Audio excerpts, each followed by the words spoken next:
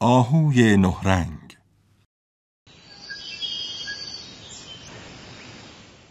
در زمانهای قدیم در جنگلی کنار رودخانه گنگ یک آهوی جادویی زندگی میکرد. اون پوست بسیار زیبایی داشت که روی اون 9 رنگ بود. همه اونو به نام آهوی نهرنگ میشناختن. بهترین دوستش هم یک کلاغ بود.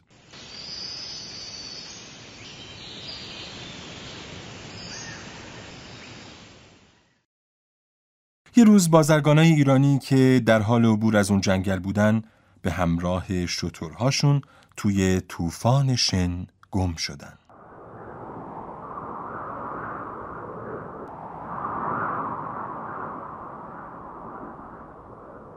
ناگهان آهوی نهرنگ جلوی اونها ظاهر شد و راه و مسیر درستو به اونها نشون داد.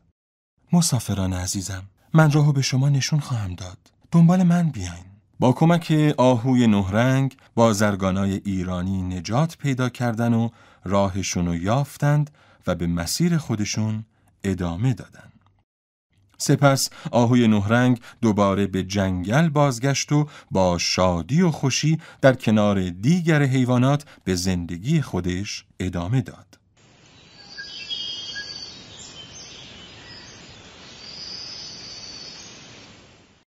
داستان مهربانی آهوی نهرنگ بین مردم اون سرزمین زبان به زبان گشت.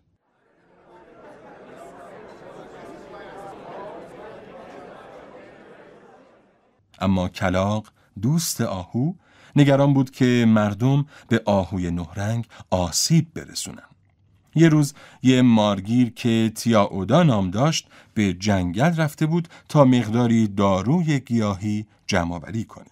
وقت چیدن گیاهان دارویی ناگهان داخل رودخونه افتاد و با صدای بلند فریاد زد: کمک!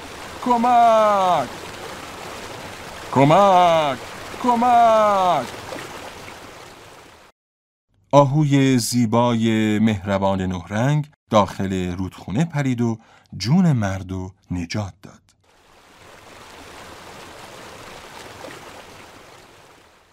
اون اصلاً نگران از دست دادن جون خودش نبود. تیاودا برای تشکر جلوی آهو زانو زد و گفت: تو زندگی منو نجات دادی و من تا زمانی که زنده هستم به تو خدمت میکنم.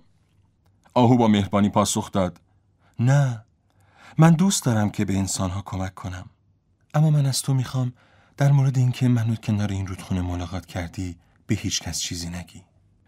تیاودا با آهو قول داد و از او خداحافظی کرد و به خونش بازگشت.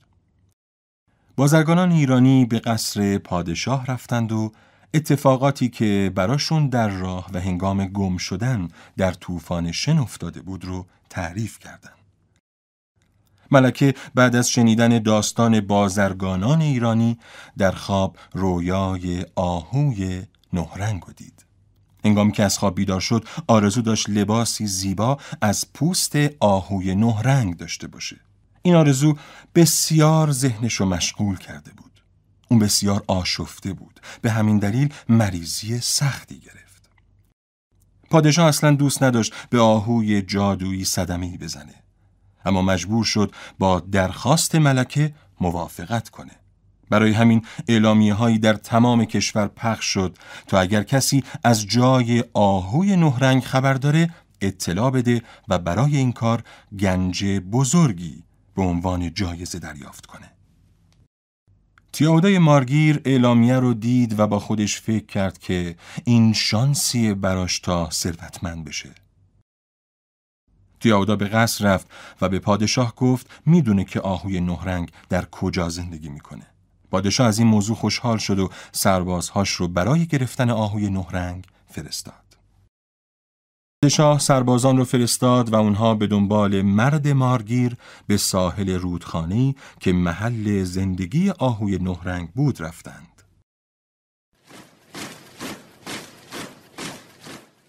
کلاغ که دسته سربازان رو دیده بود فهمید که قرار اتفاق بدی بیفته.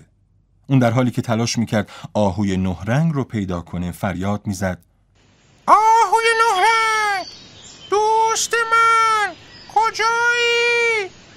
آدما اینجا اومدن تا تو رو شکار کنن. آهوی 9 رنگ.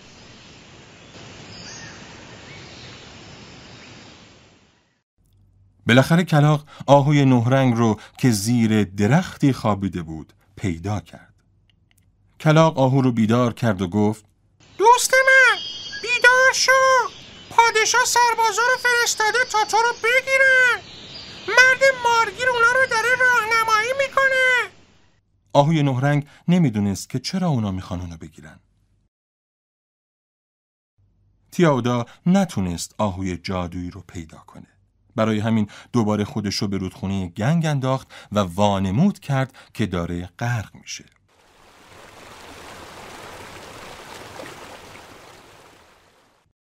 سربازان پادشاه آهوی 9 رنگ رو محاصره کردن. اما همین که تیرهاشون رو به سمتش پرتاب کردن،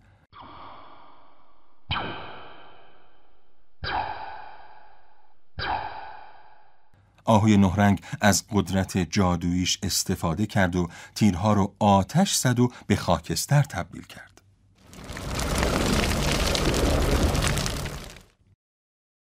آهوی 9 رنگ به سرعت به سمت پادشاه حرکت کرد تا رفتار زشت و ناسپاسی مرد مارگیر رو براش تعریف کنه. پادشاه خیلی ناراحت شد و احساس شرمندگی کرد. او تیاودا رو تنبیه کرد و اعلام کرد که هیچ کسی حق نداره به آهوی 9 رنگ کوچکترین آسیبی برسونه. مرد مارگیر از ترس عقب رفت و ناگهان توی رودخونه افتاد و غرق شد.